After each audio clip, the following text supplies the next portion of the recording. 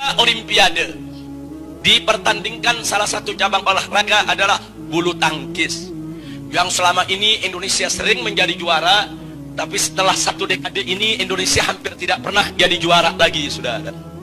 Nah, kemudian berperanlah media, saudara. Berperanlah media bagaimana memberikan sokongan, dukungan supaya bulu tangkis ini kita bangkit lagi, saudara. Mendorong kanan, dorong kiri, dorong kepala negara, dorong menterinya untuk punya perhatian kepada perbulu tangkisan. Nah, begitu kemarin kita menang di ganda campuran, Tantowi dan Liliana, saudara, menang di Olimpiade, mendapatkan medali emas, saudara. Luar biasa, gegap gempitanya disiarkan oleh televisi. Semua televisi pertandingannya disiarkan langsung, saudara. Itu berhari-hari, saudara, tidak berhenti pemberitaannya. Bak pahlawan, oh inilah pahlawan mengharumkan bangsa, mengharumkan negara, mengharumkan negeri. Luar biasa, berjuta pujian di televisi, tiap hari, tiap menit di semua televisi, saudara. Nah, akhirnya apa? Sponsor berlomba, karena ini berita besar, supaya mereka juga masuk televisi, saudara. Mereka berlomba untuk ikut diumumkan di televisi. Apa yang terjadi? Pemerintah memberikan hadiah kepada setiap pemain tersebut 5 miliar.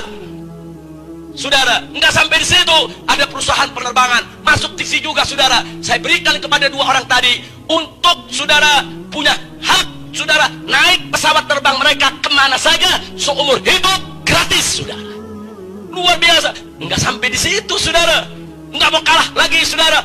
Negara memberikan pensiun seumur hidup sampai mati setiap bulan buat si pemain bulu tangkis tadi 20 juta rupiah.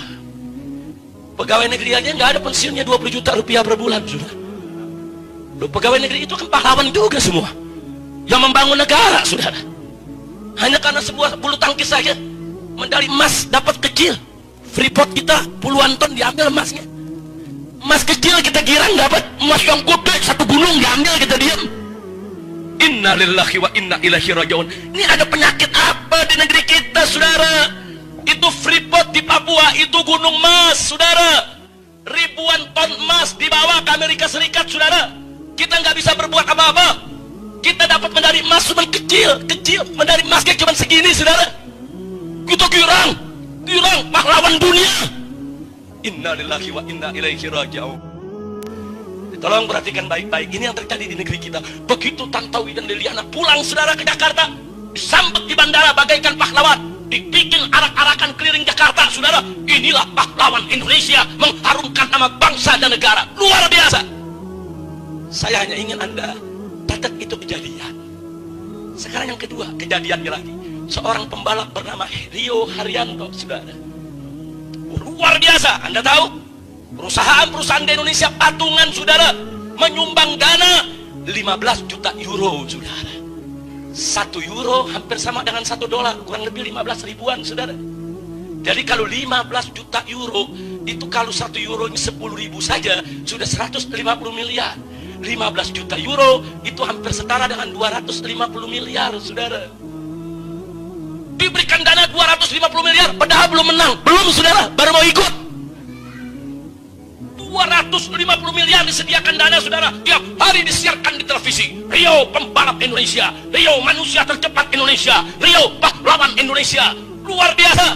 Dan beberapa kali kemarin pertandingan internasional, jangankan menang, 10 besar aja enggak, saudara. Tapi ratusan miliar sudah diberikan. Dan saya bisa bayangkan, andai kata besok Rio menang, saudara, dia bisa mendapatkan lebih dahsyat daripada didapatkan oleh pebulu tangkis tadi, saudara. Ini fakta, bukan fitnah, saudara. Kira-kira jelas? Jelas? Nah, sekarang saya mau cerita fakta ketiga, saudara. Ada seorang anak Indonesia asli, pribumi. Umurnya 7 tahun. Ngomongnya masih cadel, saudara. Tapi sudah hafal Quran 30 juz. Dan kalau dia baca Quran 30 juz, saudara, cadelnya nggak ada, saudara. Tapi kalau ngomong nih cadel, saudara. Luar biasa. Negara nggak tahu menau, saudara. Bagaimana cara dia menghafalnya, bagaimana dididiknya. Musa diikut sertakan dalam musabaqah tilawatil Quran internasional di Mesir, saudara. Lawannya anak-anak 10 tahun ke atas. Cuman Musa yang usianya 7 tahun, saudara. Dan Musa berhasil menjadi juara 3 hafal Al-Quran 30 juz sedunia. Itu juara 3 karena lawannya 10 tahun ke atas. Tapi kalau bicara usia 7 tahun, saat ini Musa adalah, saudara, juara pertama dunia di umur 7 tahun yang hafal Al-Quran 30 juz. Dan waktu dia ikut musabaqah, dia pakai baju batik khas Indonesia, saudara. Dia ingin tunjukkan ke dunia, saya ini anak Indonesia. Siapa bilang anak Indonesia tidak bisa hafal Quran? Saya ini anak Indonesia. Siapa bilang anak Indonesia tidak mampu mengasih Al-Quran 30 juz? Saudara, 7 tahun. Anda tahu setelah musabaqah tersebut, saudara, seluruh ratusan peserta musabaqah rame-rame nyiumi Musa, saudara. Mereka kagum sampai Presiden Mesir memberikan hadiah penghargaan. Lalu dari Indonesia mana? Dari pemerintah kita mana? Ada stasiun-stasiun TV yang menyiarkan, cuman TV One, cuman sekali, cuman cuplikan dikit, maaf, kayak orang ngupil sebentar. Udah beritanya segitu doang, saudara. Setelah itu nggak lagi diekspos, saudara. Yang ramekan di medsos, saudara. Di medsos kita angkat rame-rame, saudara. Tapi di media-media mainstream, saudara, yang memang sejak awal sudah memberikan frame jelek untuk umat Islam, saudara, mereka nggak menyiarkan Gagak Gempita. Makanya presiden nggak tertarik, wakil presiden nggak tertarik, karena nggak ada beritanya di TV, saudara. Kenapa pebulu tangkis baru main bulu tangkis begitu aja dapat 5 miliar, saudara? Bahkan dapat pensiun 20 juta per bulan seumur hidup. Maskapai penerbangan memberikan tiket seumur hidup. Lalu mana untuk Musa? Ada memberikan 5 miliar, ada memberikan tiket untuk seumur hidup, ada memberikan Musa ini, saudara, untuk sekolahnya dijamin beasiswa sampai lulus kuliah nanti. Tidak ada. Insya Allah. Ada apa dengan republik ini, saudara? Ada apa? Pebulu tangkis Gagak Gempita kita anggap sebagai pahlawan. Pembalap motor belum menang-menang udah dianggap pahlawan. Ini, saudara, Musa mengharumkan nama bangsa. Betul. Mengharumkan nama negara. Betul. Saudara, saat ini seluruh dunia Islam terkagum-kagum. Ulama-ulama di seluruh dunia memuji-muji Indonesia, saudara. Yang dipuji negara kita, yang dipuji bangsa kita. Ada satu anak dari pulau kecil di Bangka sana, dari kampung, saudara, bisa hafal Quran 30 juz dengan lancar dalam usia 7 tahun. Subhanallah. Ini yang mengharumkan nama bangsa, ini yang mengharumkan nama negara, ini yang mengharumkan kita semua. Bukan bulu tangkis, bukan balapan, saudara, tapi ini yang menjadikan Indonesia dikagumi di seluruh dunia Islam, saudara. Sallu ala Nabi. Jadi saya hanya ingin memberikan fakta. Yuk sama-sama kita merenung.